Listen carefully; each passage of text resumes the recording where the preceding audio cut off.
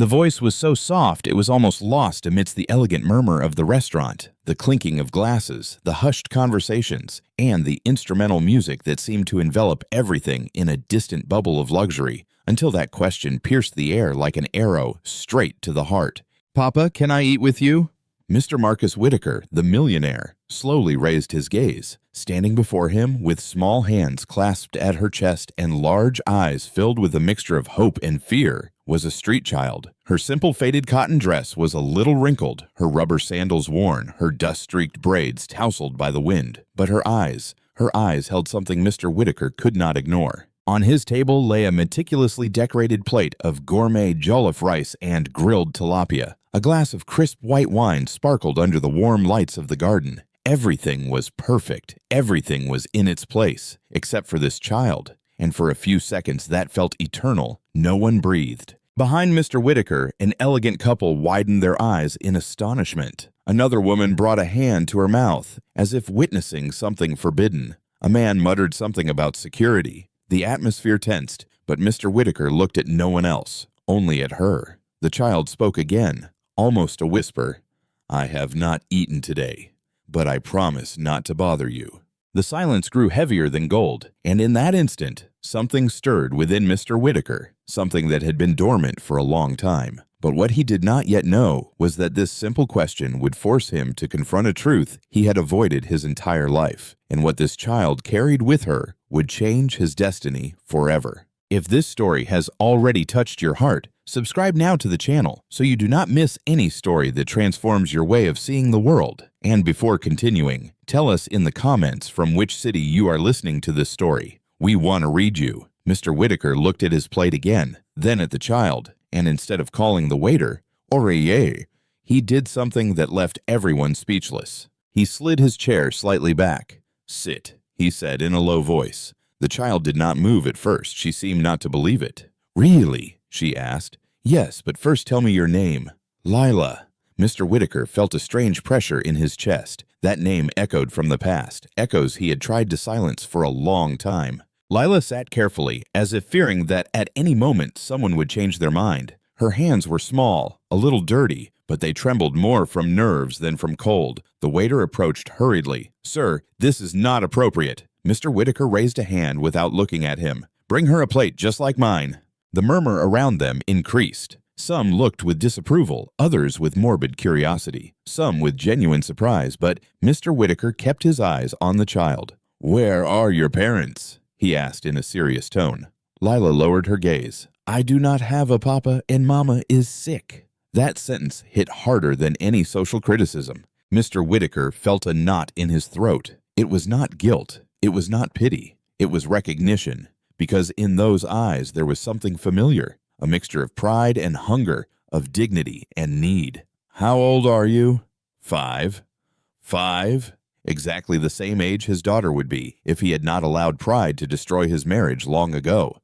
The thought appeared unbidden. Mr. Whitaker had built empires, signed multi-million-dollar contracts without hesitation, fired executives without batting an eye. But at that moment, he did not know what to do with a child who only wanted to share a table. The plate arrived. Lila looked at it as if it were a treasure, but she did not start eating immediately. She looked at Mr. Whitaker first. "Are you sure I can?"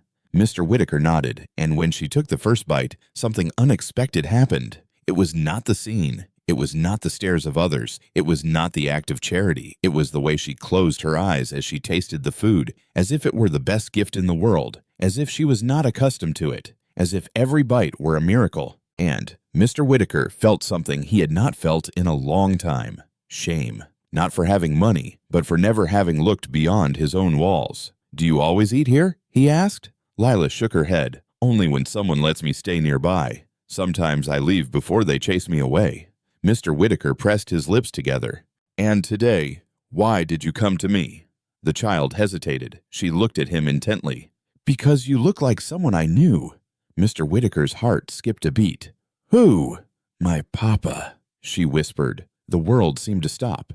At another table, someone dropped a fork. Mr. Whitaker felt the air grow denser. "Your papa is—" "I do not know," Lila replied with a sincerity that hurt. "Mama says he left when I was a baby, but I believe he will come back someday. Mr. Whitaker looked away for a second, not because he did not want to see her, but because for the first time in a long time, he feared someone was seeing him inside. "And what if he does not come back?" he asked, almost in a whisper. Lila shrugged with a mixture of innocence and forced maturity. "Then I will learn to be brave on my own." That sentence pierced Mr. Whitaker like a mirror, because he had learned to be strong, but not brave. The difference was enormous. Strong was closing the heart, brave was opening it, and in that instant, Mr. Whitaker began to suspect that this child had not come to his table by chance. There was something more, something he did not yet understand, but which would soon force him to confront the past he had buried under contracts, trips, and silence. Lila continued eating slowly, with politeness. She did not devour. She did not ask for more, only thanked him with her eyes. And Mr. Whitaker felt that every second by her side dismantled a part of the armor he had built for a long time. However, what he did not yet know was that someone, not far from there, was observing the scene with contained tears, and that person knew a secret that would change everything, because that child had not chosen that table by chance. And that night would not be just any dinner. It would be the beginning of a truth Mr. Whitaker never imagined hearing. And when that truth came to light, nothing would ever be the same. Lila finished the first plate with a delicacy that did not match the life she seemed to lead. She left nothing, asked for no more, only took a small sip of water, and looked at Mr. Whitaker as if she was thanking him for something much greater than the food. Mr. Whitaker was not accustomed to that kind of gaze. He was used to interested gazes, calculating gazes, gazes that evaluated how much they could get from him, but not this one. This was a clean gaze, a gaze that did not ask for money, only presence. "Does your mama know you are here?" Mr. Whitaker asked, trying to keep his voice firm. Lila gently shook her head. "She is resting. When she wakes up, her chest hurts a lot, and she gets tired." Mr. Whitaker felt an uncomfortable pressure in his stomach. "Is she sick?" The child nodded. "She says it is something with her heart, but I think it is sadness." That answer was not typical of a 5-year-old. Mr. Whitaker stopped breathing for a second. Sadness. That word was too familiar to him. He had seen sadness on the face of the woman who once loved him. He had seen sadness when he decided to prioritize contracts over birthdays. He had seen sadness the day he heard the word divorce, but he had decided not to look back. Mr. Whitaker had turned pain into productivity, abandonment into ambition, guilt into corporate expansion. And now a child in front of him spoke of sadness as if it were a physical illness. "Where do you live?" he asked cautiously. Lila pointed towards the main street. "In a small room. Mama says it is temporary." Temporary. Mr. Whitaker knew that word well. Many times he had said his absence was temporary, that his trips were temporary, that his distance was temporary, but the wounds were not temporary. The restaurant remained silent. Some diners pretended not to look, but no one was indifferent. Mr. Whitaker noticed a woman in the back observing them intently. It was not a curious gaze, it was an intense gaze, as if she were waiting for something. "Does your mama work?" he asked. Lila hesitated. "She used to. Now she cannot do much." Mr. Whitaker began to feel that each answer opened a door he preferred to keep closed. "And how do you eat?" Lila looked at him with brutal honesty. "Sometimes we eat, sometimes we do not." The phrase fell like a sentence. Mr. Whitaker had investments in 3 countries, accounts that grew even while he slept, properties he did not even visit. And in front of him was a child who measured her life in sometimes. Sometimes we eat, sometimes we do not. For the first time in a long time, Mr. Whitaker felt that success did not fill any real void. "Why did you come to my table specifically?" he asked softly. Lila looked at him intently. "Because you were alone." That answer caught him off guard. Mr. Whitaker looked around. There were people. There was noise. There was luxury. But yes, he was alone. And when someone is alone, Lila continued, they need company. This child was not asking for food. She was not asking for money. She was not asking for charity. She was offering something, presence. Mr. Whitaker lowered his gaze, remembering nights in 5-star hotels where the silence was louder than any city. He remembered long tables with executives where no one talked about anything real. He remembered the echo of his own empty house and understood something uncomfortable. He had built a life surrounded by people, but without anyone. "Are you afraid of being alone?" he asked. Lila shook her head. "Not when I think my papa might be somewhere thinking of me." Mr. Whitaker felt the air grow heavier. "Do you miss him?" he asked. Lila nodded. "Even though I do not know him, yes." That phrase was like a mirror that showed no mercy, because Mr. Whitaker knew what it was like to be missed by someone he had chosen not to see. He knew what it was like for a daughter to ask why Papa was not there. He knew what it was like to hear excuses and choose work. The past began to knock on the door of his consciousness, but he did not yet know that that door was about to open completely. Suddenly, Lila did something unexpected. She extended her small hand towards Mr. Whitaker's. "Thank you for letting me sit with you." The contact was minimal, but sufficient. Mr. Whitaker did not remember the last time someone held his hand without expecting something in return. He did not remember the last time he felt tenderness without strategy. At that instant, the waiter returned uncomfortably. "Sir, the manager wants to speak with you." Mr. Whitaker looked up. "Tell him I am busy." The waiter hesitated. "It is about the child." Mr. Whitaker stood up slowly. The restaurant fell silent again. "The child is with me," he said firmly, "and no one is taking her out." It was the first time in a long time that he defended something that did not generate profit. Lila looked at him as if seeing a hero, and that made him uncomfortable because he knew he was not one, at least not yet. "Does your mama know you are looking for your papa?" he asked, resuming the conversation. Lila lowered her gaze. "Mama says we should not bother someone who does not want to stay." That phrase was a direct hit because Mr. Whitaker had been exactly that, someone who did not want to stay. "But I believe," Lila continued, "that sometimes people leave because they are afraid." Mr. Whitaker felt something break inside. Fear. Yes, he had been afraid. Afraid of not being enough. Afraid of failing. Afraid of losing control. Afraid of loving more than his pride allowed. And, out of fear, he had lost more than he would ever admit. "And do you think your papa is afraid?" he asked. Lila looked at him with a wisdom that did not match her age. "Yes, but someday he will be brave." Mr. Whitaker could not hold her gaze because at that moment he understood that the child was not just talking about her father. She was talking about him, but there was still something more, something that did not fit, something in Lila's eyes, in the way she looked at him, in the way she seemed to recognize him. And then something happened that left him completely still. From the other side of the restaurant, that woman who had been watching them began to approach slowly. Her steps were firm, her gaze intense, her eyes moist. Lila saw her first, and her expression changed. "Mama."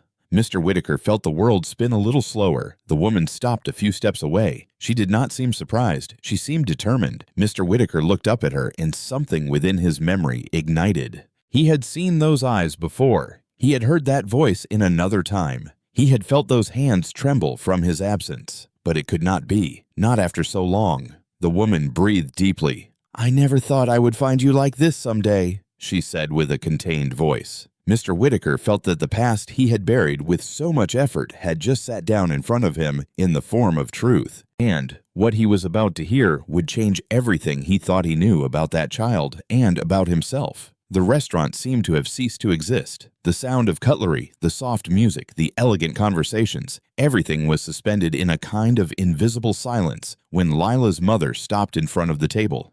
Mr. Whitaker felt his heart pound in his chest with a force he had not known in a long time. The woman wore no striking makeup or expensive clothes. Her dress was simple, her hair gathered practically, but her eyes, those eyes had not changed. They were the same ones that once looked at him with unconditional love, the same ones that asked him to stay, the same ones that filled with tears the day he decided to leave. She looked at him without hatred, without shouts, without immediate reproaches, only with a mature sadness, like someone who has already cried all they could cry. "I never thought destiny would be so ironic," she finally said. Mr. Whitaker did not respond. Lila looked from one to the other. Sorry, not fully understanding the tension, but perceiving that something important was happening. "Mama, he let me sit," the child said with innocent pride. The woman nodded.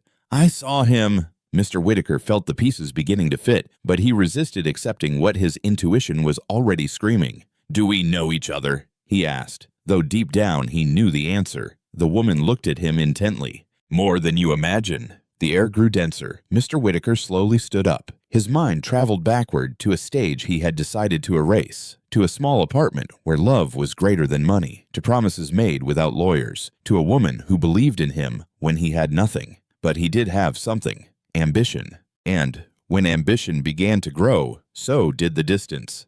"It cannot be," he finally murmured. The woman held his gaze. "Yes, it can."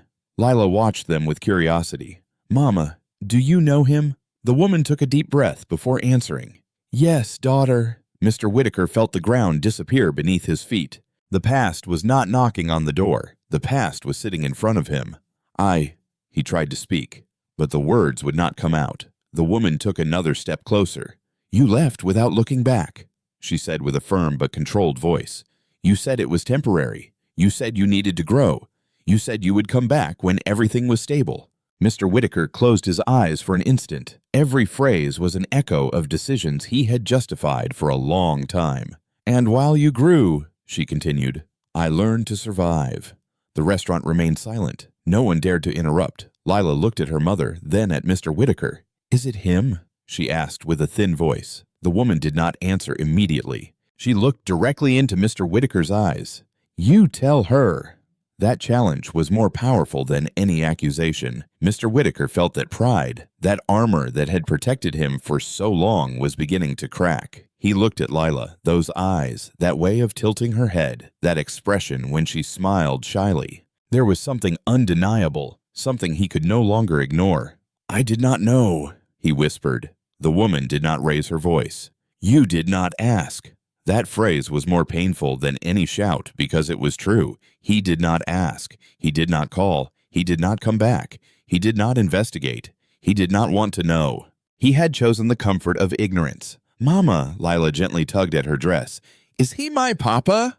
Time stopped. Mr. Whitaker felt his heart pounding in his ears. The woman knelt in front of the child. "Yes, daughter." The word fell like a definitive sentence. Lila looked at Mr. Whitaker with a mixture of surprise, hope, and confusion. Really? Mr. Whitaker could not hold her gaze because that word forced him to assume something he had avoided for a long time. Responsibility. He was not just a successful businessman. He was not just a powerful man. He was a father, and he had not been there. Lila took a small step towards him. "Then why were you not there?" The question carried no reproach. It carried innocence. But that innocence was more devastating than any adult accusation. Mr. Whitaker felt something break inside his chest because he had no answer he could give to a 5-year-old. He could not tell her about ambition. He could not tell her about contracts. He could not explain wounded pride. He could only admit an uncomfortable truth. "Because I was a coward." The woman looked at him, surprised by his honesty. Lila frowned slightly. "But I said my papa would be brave someday." Mr. Whitaker felt his eyes water for the first time in a long time. "You are right," he said with a broken voice, "and I am trying to start now." The woman crossed her arms. "Trying does not erase the past." "I know." That was the first time he did not try to justify himself. He did not blame destiny. He did not blame work. He did not blame anyone else. He took responsibility. The silence was profound. Lila looked at her mother, then at Mr. Whitaker. "Then I am not alone anymore."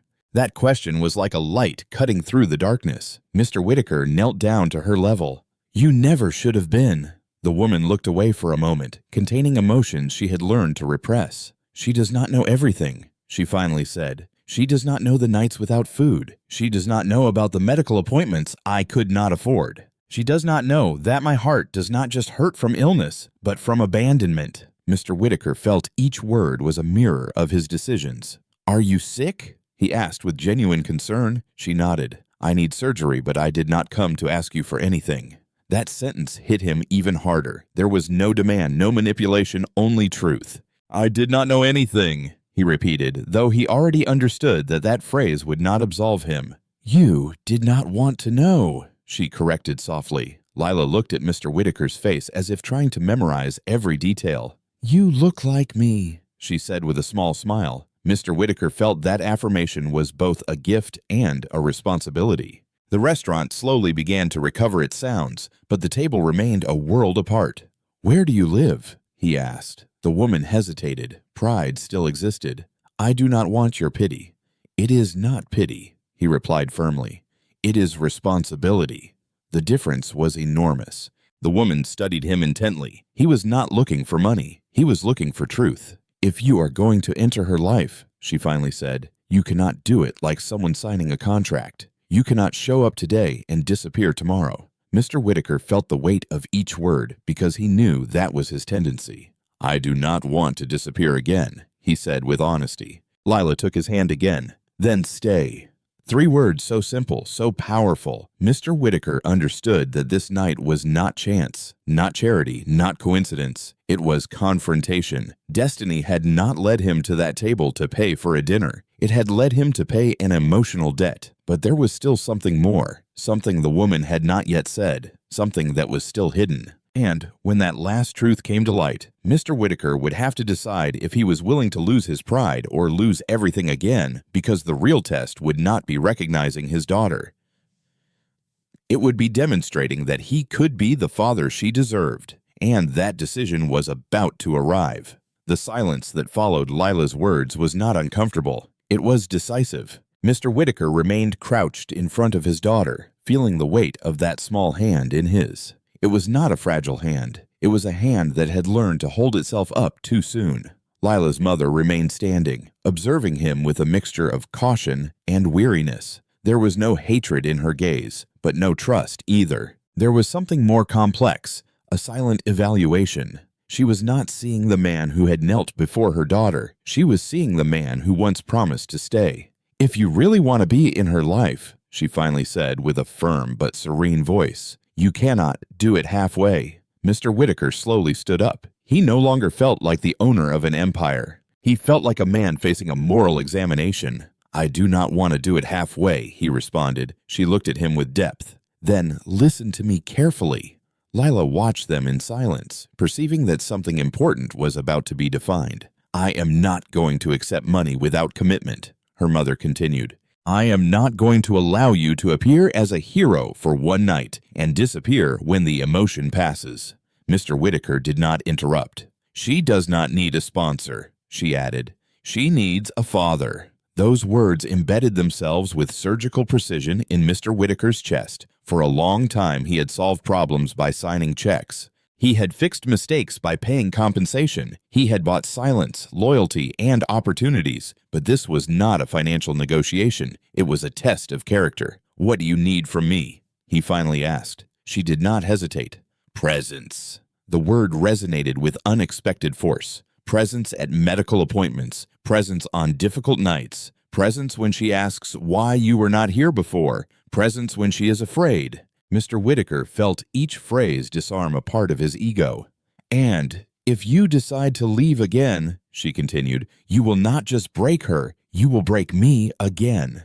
The restaurant had already returned to its usual rhythm, but for them, the world remained still. Lila looked at Mr. Whitaker as if she were waiting for a promise she did not know how to formulate. I am not leaving, he said with a conviction that surprised even himself. His mother studied him in silence. Time will tell. That phrase was a clear line. Trust would not be immediate. Mr. Whitaker breathed deeply. For the first time in a long time, he was not thinking about his agenda. He was not calculating risks. He was not evaluating profits. He was feeling, and that unsettled him more than any business crisis. I need to see where you live, he finally said. She frowned slightly. It is not a place you would be proud of. I did not come to feel proud, he responded. I came to take responsibility for what is mine. His mother looked at him for several seconds. There was sincerity, but also uncertainty. All right, she finally said. Lila smiled with contained joy. Then let us go, the 3 of us. That simple phrase had enormous meaning. The 3 of us. Mr. Whitaker felt that word carried a weight he had never considered. For a long time he had lived in the singular. My company, my goals, my success. Now there was a plural that demanded commitment. My daughter, her mother, our responsibility. They left the restaurant under curious glances. Some whispered, others observed with judgment. But Mr. Whitaker looked at no one else. He walked beside Lila, conscious of every step. The child took his hand without asking permission, and that naturalness moved him. There was no resentment in her, no reproach, only an openness he did not know if he deserved. As they walked through less illuminated streets, the contrast became evident. Luxury was left behind. Golden lights turned into flickering streetlights. The impeccable pavement gave way to uneven sidewalks. Mr. Whitaker felt that each step took him further from his comfort zone and closer to a truth he could not ignore. They arrived at an old building with worn paint and windows that told stories of resilience. "Here," said the mother. They went up narrow stairs. Leela spoke with enthusiasm. "Mama makes tasty soup when she can and reads me stories even when she is tired. And she says the heart is healed with hope." Mr. Whitaker swallowed. This woman had not only raised his daughter alone, she had protected her innocence. They entered the small apartment. It was modest, but it was clean, tidy, cared for. There were drawings pasted on the wall, a small worn sofa, a simple table, nothing luxurious. But there was something he did not have in his mansion: warmth. Mr. Whitaker observed every detail as if he were evaluating a reality he never wanted to look at. "It is not much," said the mother, anticipating judgment. "It is enough to show that you fought," he replied. She looked at him with surprise. Lila ran to a drawer and pulled out a drawing. "Look," she said excitedly, "I made it for when my papa came back." Mr. Whitaker felt the air stop. It was a simple drawing. 3 figures holding hands, a bright sun, a small house. Above, written in childish letters, "My family." Mr. Whitaker felt something break inside. There was a drawn family, a family that existed in his daughter's imagination, but that he had ignored in reality. "I kept it," Lila said, "because I knew it would happen someday."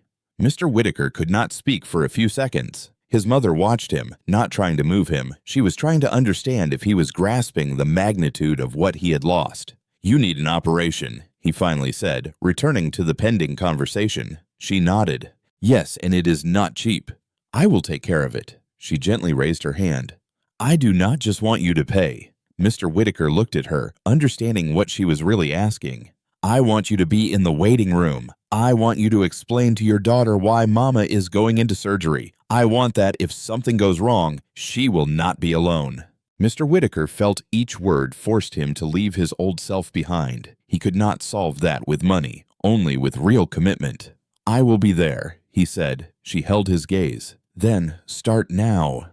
Lila approached and hugged Mr. Whitaker's legs, a spontaneous, natural gesture without reservations. He hesitated for a second and then awkwardly hugged her back. He did not know exactly how to do it, but he knew he did not want to let her go. In that small apartment, far from luxury and cameras, Mr. Whitaker understood something fundamental. True power was not controlling markets. It was holding small hands when fear appeared, but there was still something more, something the mother had not yet said, a detail that would completely change the way he understood the past. She sat down slowly on the sofa.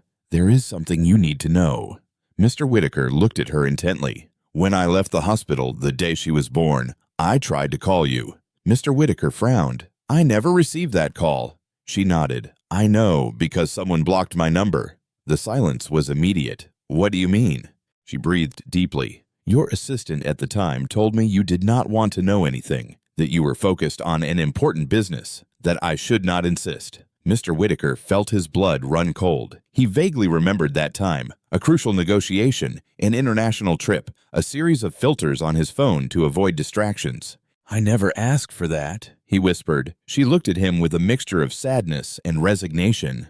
"But you allowed it." That phrase was an unexpected blow. It was not just an external betrayal. It was a consequence of his own carelessness. He had delegated so much of his life that someone else decided what news reached him. And the most important news never arrived. Mr. Whitaker felt a mixture of rage and guilt. He could not completely blame a third party. He had built a wall around his time, and that wall blocked what mattered most. "I need to know everything," he said firmly. She nodded. "Then prepare yourself, because what is coming is not comfortable."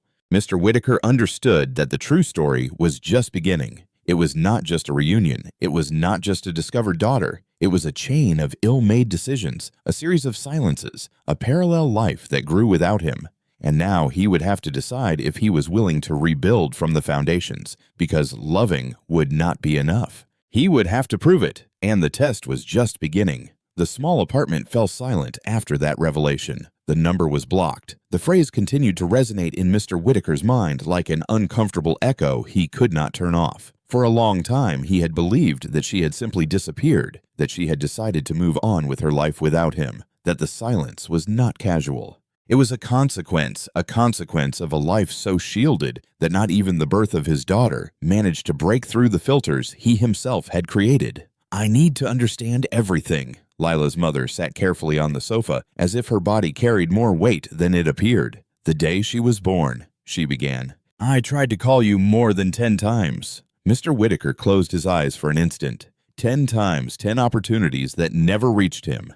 Then I went to your office, she continued. Your assistant told me you were in an international meeting, that you could not be interrupted for personal matters. That phrase hit him with brutal clarity. Personal matters. His daughter had been categorized as a distraction. Mr. Whitaker felt a mixture of rage and shame. He remembered perfectly that negotiation, a multi-million-dollar deal that marked the beginning of his global expansion. He had given clear instructions not to receive unnecessary calls, and unknowingly, he had closed the door to the most important thing in his life.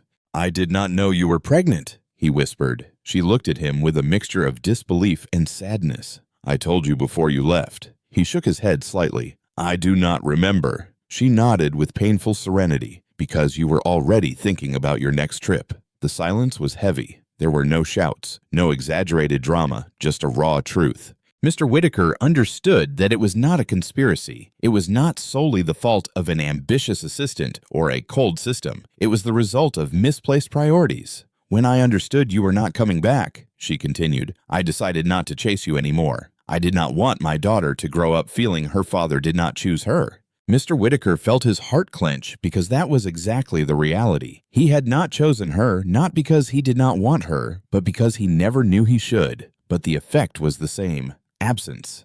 Lila had fallen asleep on the small sofa, hugging her drawing, her innocence oblivious to the weight of that conversation. Mr. Whitaker watched her with a mixture of tenderness and guilt. Why did you not ever try to find me afterward? He asked. She breathed deeply. Because love is not begged for. That phrase was a lesson in itself. Mr. Whitaker had lived in a world where everything could be negotiated, where everything had a price, where everything could be adjusted with enough influence. But love does not work that way. I did not come tonight to confront you, she continued. I came because Layla insisted she wanted to sit in that restaurant. She said her papa might be there someday. Mr. Whitaker felt a shiver. The child had not chosen him by chance. She had recognized him. Without knowing him, she had felt something. She always looked at men who resembled you, the mother said. She always had hope.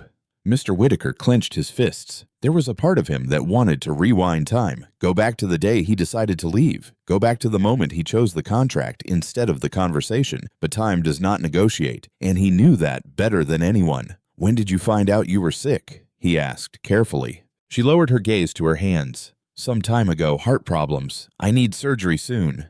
And how have you managed all this alone? She looked at him with a slight, tired smile. How do mothers manage when they have no choice? That answer had no heroism. It had reality. Mr. Whitaker walked slowly around the small apartment, observing the simple table, the old refrigerator, the medicines on the shelf. Every detail was tangible proof of a life that existed without him, a life that struggled without his support. I am going to transfer money right now, he said, taking out his phone. She stood up. Wait. Mr. Whitaker looked at her. I do not want this to start with a bank transfer. He frowned. You need the surgery. Yes, she replied. But I need to know if you also need to change. That question left him still. He had never considered his own emotional need. He had always believed that success was enough. What do you mean? She looked at him with direct honesty. If you only come to solve everything with money, you will leave again when you feel you have fulfilled your duty. Mr. Whitaker slowly put his phone away. I do not want to fulfill a duty. I want to stay. The words came out without calculation, and that scared him because staying implied giving up certain things. It implied reorganizing priorities. It implied making space for someone else. It implied vulnerability. Then start with something small, she said. What? Stay tonight. Mr. Whitaker felt a slight dizziness. His agenda was full. He had an early meeting, a flight scheduled, but for the first time, none of those things seemed urgent. He looked at Lila sleeping, her small, tranquil breath, her hand still clutching the drawing of my family. Mr. Whitaker understood that this was the first real test. Not a surgery, not a transfer, but presence. I will stay, he finally said. She observed him, searching for any sign of doubt. She found none. "The sofa is not comfortable," she warned. "I did not come for comfort." That phrase marked an invisible turning point. That night, he would not sleep in his king-size bed. There would be no room service. There would be no controlled silence. There would be reality. As they prepared a blanket for him, Mr. Whitaker felt something he had not experienced in a long time. Humility. Not the feigned humility in conferences, not the strategic humility in front of investors, real humility. He sat on the sofa next to Lila. The child moved slightly in her sleep, and without opening her eyes, murmured, "Papa." Mr. Whitaker felt something unravel inside his chest. That simple murmur was worth more than any signed contract. His mother watched in silence from the small kitchen. She was not completely convinced, but she had seen something different in him, something that was not there before. Mr. Whitaker looked up at her. "I am sorry," he finally said. It was not an elaborate speech. It was not a defense. It was not an extensive explanation. It was a simple apology, and in that simplicity, there was truth. She held his gaze. "Do not tell me," she responded. "Show her." Mr. Whitaker nodded. He knew that words were insufficient. That night, as the small apartment darkened, Mr. Whitaker understood something fundamental. Success is not measured in figures. It is measured in absences, and he had accumulated too many. But there was still time, perhaps not to erase, but to rebuild. And as Lila slept with her hand resting on his, Mr. Whitaker made the most important decision of his life. He would not invest in another company. He would invest in staying. However, the real test would not be that night. It would be the next morning when the corporate world called, when pressures returned, when his partners questioned his change. That is when it would be known if his transformation was a momentary emotion or the beginning of a new version of himself. And dawn was just a few hours away. Dawn timidly entered through the small window of the apartment. There were no silk curtains, no home automation programming the light, no assistants awaiting instructions, only a golden ray illuminating Lila's sleeping face and Mr. Whitaker sitting on the sofa, awake for hours. He had not been able to sleep, not because the sofa was uncomfortable, but because reality weighed more than any luxury mattress. He watched his daughter breathe with that tranquility only children have when they feel protected, and he understood something painful. She slept peacefully because she believed her papa was there, but he knew he had not proven anything yet. His mother came out of the room with slow steps. Her face showed the accumulated tiredness of a long time, but also a new expression, cautious hope. "You are not used to this," she said softly. Mr. Whitaker shook his head. "No." She walked to the small kitchen and began to prepare coffee. The aroma filled the space. "Today I have a medical appointment," she commented without looking at him. Mr. Whitaker looked up. "I will go with you." She paused for just a second before continuing to move. "You have work." "Not today." That answer was simple, but it marked an internal rupture. His phone vibrated in his pocket once, then again, then a third time. He did not need to look at it to know what it was. Urgent messages, calls from partners, reminders of meetings. The corporate world was beginning to demand his attention. Mr. Whitaker slowly took it out and turned it off. The gesture was small, but symbolic. His mother observed him out of the corner of her eye. "Are you sure?" He nodded. "If I cannot do this, then nothing else matters." Lila began to stir on the sofa, slowly opened her eyes, and seeing him still there, smiled as if the world were in order. "Good morning, Papa." The word was no longer an unconscious whisper. It was conscious, decided. Mr. Whitaker felt that this simple phrase had more weight than any corporate title. "Good morning, daughter." His mother closed her eyes for a second, as if that scene both pained and healed her at the same time. After the simple breakfast, they left for the public health center, where she had her appointment. The building did not have the shine of the private centers Mr. Whitaker frequented. The chairs were uncomfortable. The walls needed painting. The atmosphere was charged with uncertainty, and there he was, sitting and waiting, without privileges, without preferential access, just like any other man concerned about someone he loved. His mother looked at him. "You do not have to stay for the whole appointment." "Yes, I do." Lila played with a small doll she carried in her pocket. Every so often, she would look up to make sure he was still there, and each time she saw him, she smiled. That smile was his constant examination. When they finally called his mother, Lila squeezed Mr. Whitaker's hand. "It is going to hurt her a lot." Mr. Whitaker swallowed. We are going to listen to what the doctor says, and then we will see how to help her. He did not promise the impossible. He did not disguise reality, but he also did not flee. The three of them entered. The doctor professionally explained that the surgery needed to be done soon, that the risk increased with time, that they needed a quick decision. Mr. Whitaker listened to every word as if it were a verdict. It was not a contract. It was not an investment. It was life. His mother maintained her composure, but her hand trembled slightly. Layla looked at both of them with wide eyes. "Mama, will you get well?" The doctor spoke cautiously. "With the surgery, the probabilities are good." Mr. Whitaker took a breath. "Do it in the best hospital possible." The doctor looked up, surprised by the determination. "That comes at a high cost." Mr. Whitaker held his gaze. "It does not matter." His mother intervened.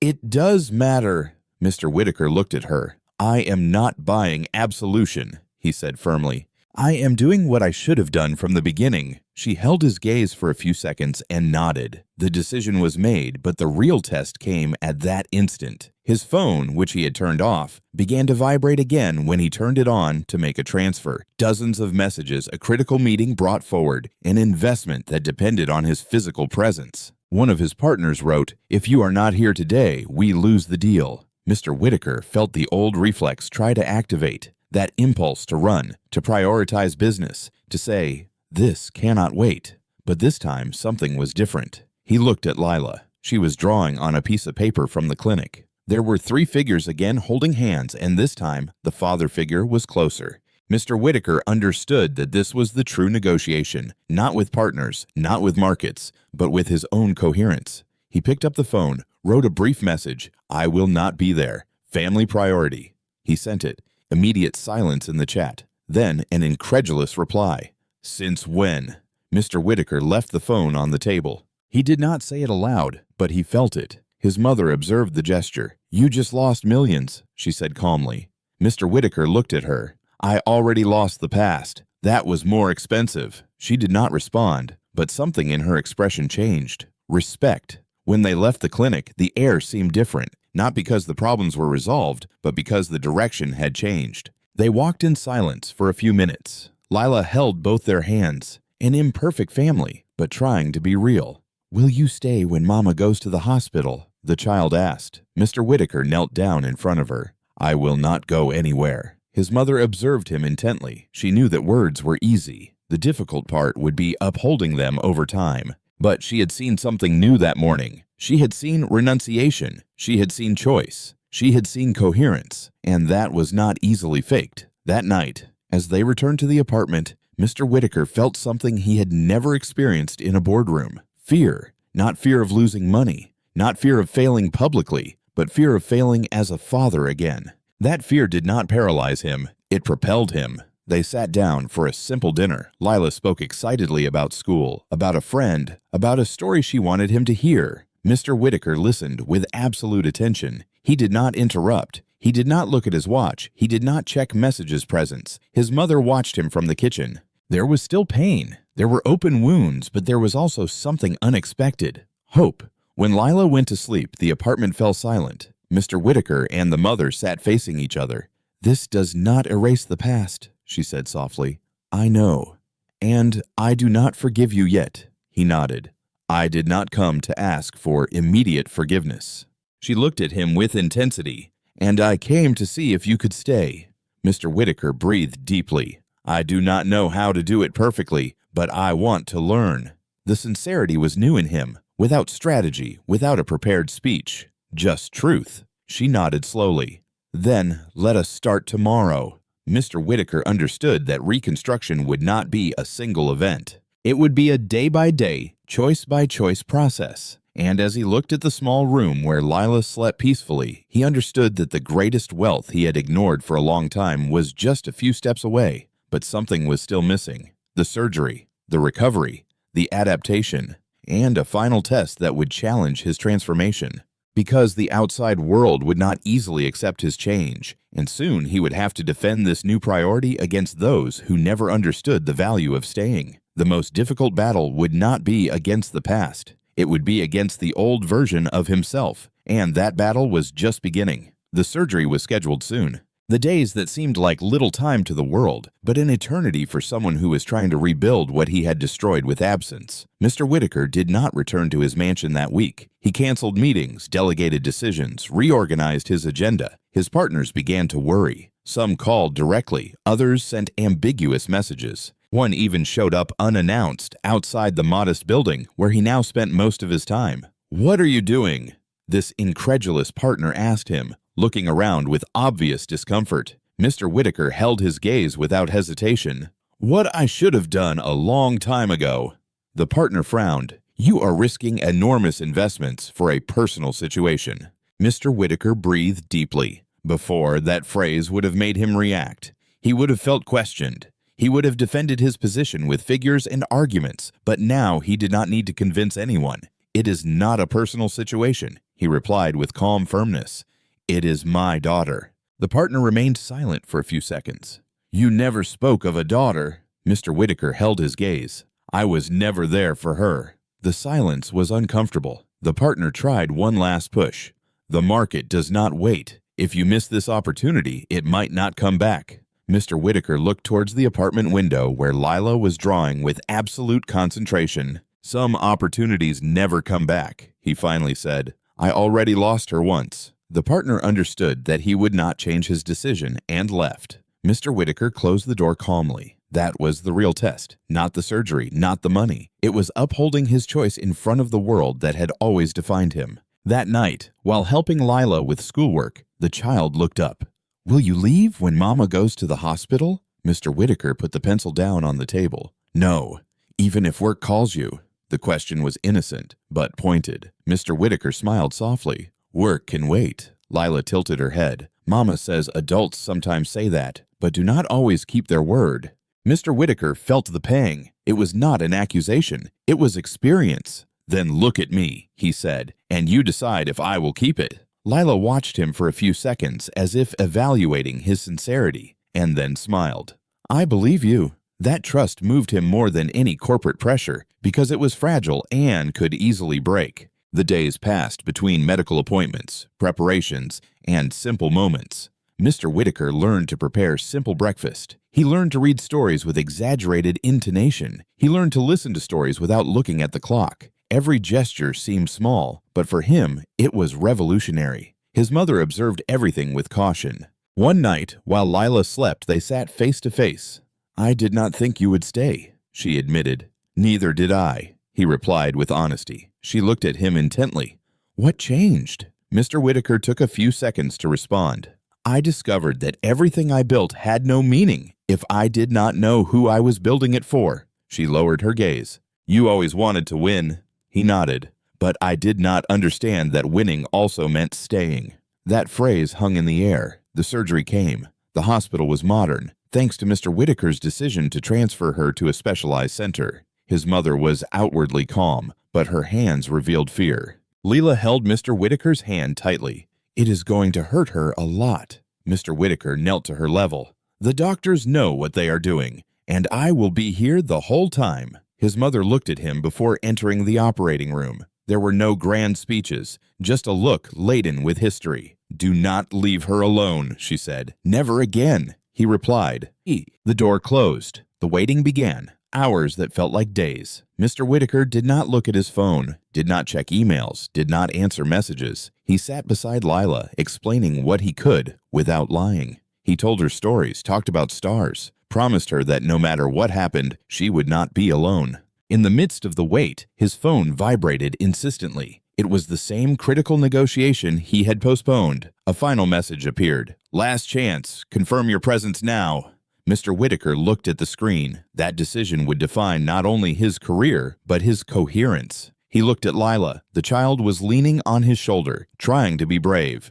Mr. Whitaker turned off the phone again, without drama, without doubt, just choice. Hours later, the doctor came out. The surgery was successful. Lila threw herself into Mr. Whitaker's arms. "I told you she would be fine."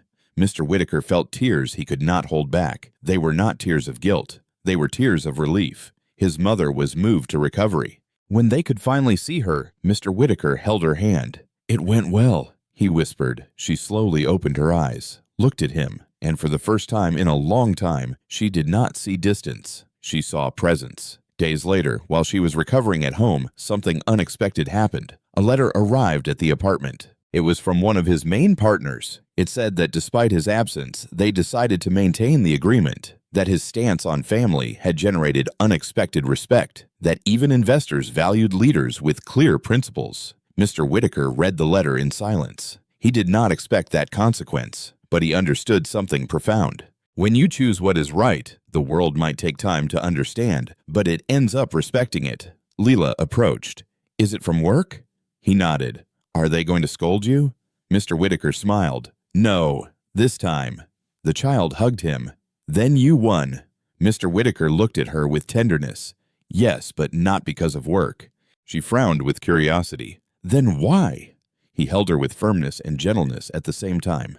"Because I stayed." Lila smiled as if that answer was enough. And it was. That night, as the three of them had dinner together at a small table, but full of conversation, Mr. Whitaker understood that transformation was not a single event. It was a daily decision. He had passed the most difficult test, choosing himself as a father. But something still remained. It was not enough to stay. He had to build. And in that small apartment, among children's drawings and medicines arranged on a shelf, Mr. Whitaker knew that the greatest wealth he had ignored for a long time was just a few steps away. But still, something was missing. The following months were not perfect. There was no magical transformation, no instant reconciliation. There was no fairy tale life. There was reality. There was adaptation. There were uncomfortable conversations. There were memories that hurt. But above all, there was presence. Lila's mother slowly recovered. The surgery had been successful, but the process required patience. Mr. Whitaker reorganized his life without announcing it publicly. He reduced travel, delegated strategic functions, stopped attending events he once considered indispensable. His partners noticed the change. Some drifted away. Others were surprised. A few even began to imitate him, because when a leader changes his priorities, something moves around him. But the deepest change did not happen in the corporate world. It happened in the small apartment where every afternoon Lila ran to the door when she heard his footsteps. "Papa is here." That phrase became the most valuable sound in his life. Mr. Whitaker learned things he had never considered important. He learned that a school assignment can be more urgent than a board meeting, that listening to a repeated story 5 times has more impact than a conference, that a spontaneous hug can heal years of distance. He learned to be without an agenda, to stay without a clock, to listen without interrupting. One afternoon, while Lila was drawing at the table, she looked up. "Do you remember when you let me sit with you in the restaurant?" Mr. Whitaker smiled. "Yes, I already knew it was you." Mr. Whitaker tilted his head. "How?" Lila shrugged with childlike naturalness. "Because you look sad, and Mama says sad people sometimes just need someone to truly see them." Mr. Whitaker felt a lump in his throat. For a long time, no one had truly seen him. They had admired him. They had needed him. They had respected him, but they had not seen him. That child did, and that changed everything. Over time, Mr. Whitaker decided something more. He not only wanted to help from within his home, he wanted to transform what he had learned into something bigger. He began to fund programs for absent fathers. He created guidance spaces for men who had prioritized work over family. He invested in public clinics that served mothers without resources, but this time he did not do it for image. There were no press conferences, no plaques with his name. There was silent action. One night, as the three of them walked through a nearby park, Lila took both their hands. "Now we really are a family." The mother and Mr. Whitaker looked at each other. There were scars, there was history, there were mistakes, but there was also decision. "Yes," he replied, "because now we choose each other every day." Lila smiled, satisfied. Mr. Whitaker understood something essential. Being a father was not a title, it was a daily practice. It was not an event, it was consistency. One afternoon, while organizing boxes to move to a larger, not luxurious, but comfortable place, Lila found her old drawing, the one with the 3 figures holding hands. She held it with pride. "Look," she said, "now it really looks like us." Mr. Whitaker looked at the drawing. The father figure was no longer distant. He was in the center, firmly holding both hands. "Thank you for believing in me," he whispered. Lila frowned with tenderness. I did not believe, I knew. That childlike certainty was the greatest gift he received. Over time, the apartment was left behind, not out of shame, not out of rejection, but because now they could grow together. The new home had no excesses. It had balance. Mr. Whitaker was still successful, but he was no longer obsessed. He had learned to say no to unnecessary meetings. He had learned that money is a tool, not an identity. He had learned that absence is more costly than any financial loss. One night, while Lila slept, her mother approached Mr. Whitaker. "Do you know what surprised me the most?" she asked. "What?"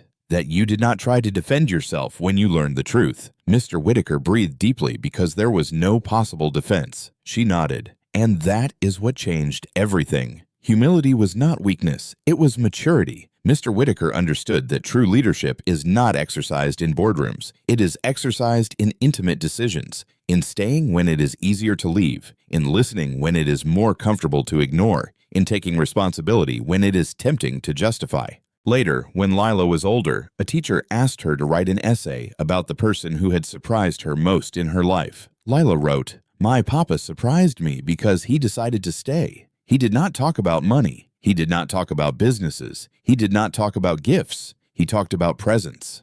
When Mr. Whitaker read those lines, he understood that his greatest legacy would not be buildings or investments. It would be that phrase, "He decided to stay." Sometimes we believe that success is measured by what we accumulate, what we achieve, what we show to the world, but life silently evaluates us in another way. It asks us, were you there when someone needed you? Did you choose to stay when it was uncomfortable? Did you truly see those around you? Mr. Whitaker in this story had everything except the most important thing, and it was a simple question asked by a child with hunger and hope that forced him to awaken. "Papa, can I eat with you?" That question was not just about food, it was about companionship, about presence, about love. Because in the end, we do not remember how much we earned, we remember who was there. If today you have the opportunity to stay, do it. If you can call, call. If you can listen, listen. Because time does not turn back, but decisions can change the future. And sometimes the greatest act of love is not promising, it is staying.